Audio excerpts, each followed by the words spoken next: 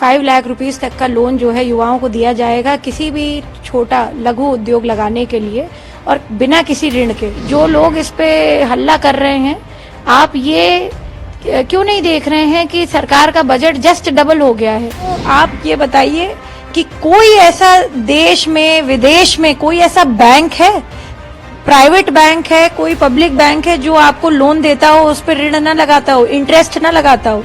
तो विपक्षियों को इस बात में बड़ी दिक्कत हो रही है कि पहले वो ये सब नहीं कर पाए। सर्वप्रथम तो मैं उत्तर प्रदेश सरकार को बहुत बहुत बधाई देना चाहती हूँ कि एक आम नागरिक के लिए और खास तौर से युवाओं के लिए, महिलाओं के लिए यह बहुत ही जनकल्याणकारी बजट है।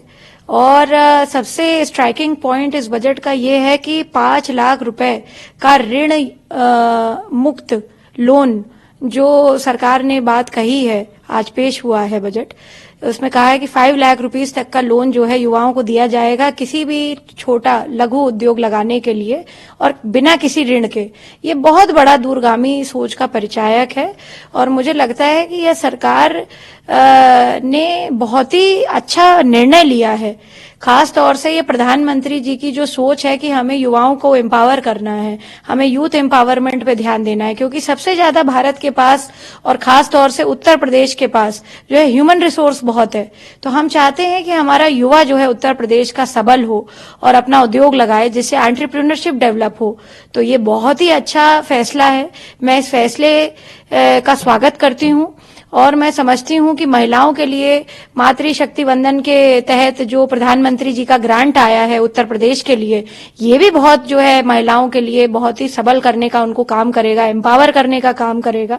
क्योंकि सशक्तिकरण देखिए अर्थ से होती ही है और अर्थ के बिना सब कुछ व्यर्थ है, हम ऐसा कहते हैं। तो आर्थिक व्यवस्था जब हमारी ठीक रहेगी और तो सारी चीजें अच्छी रहेंगी।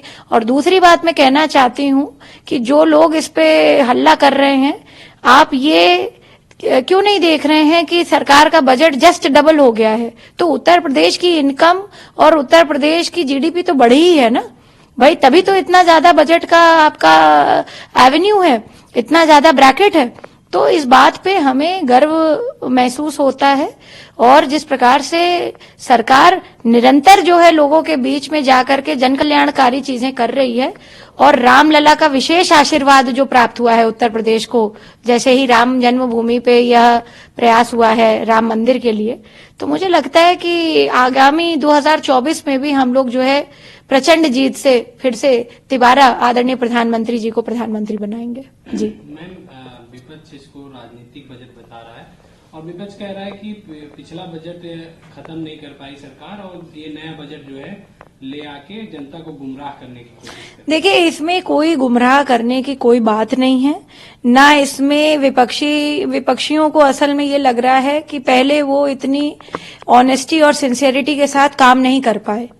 क्योंकि मुझे जहां तक मेरा जो इकोनॉमिक चिंतन है और जो मैं जितना समझ पा रही हूं इस बजट को, जितना मैंने पढ़ा है इस बजट को अभी तक, मैं समझती हूं, आप ये बताइए कि कोई ऐसा देश में विदेश में कोई ऐसा बैंक है, प्राइवेट बैंक है, कोई पब्लिक बैंक है जो आपको लोन देता हो, उस पर ऋण न लगाता हो, इंटरेस्ट न लगाता हो।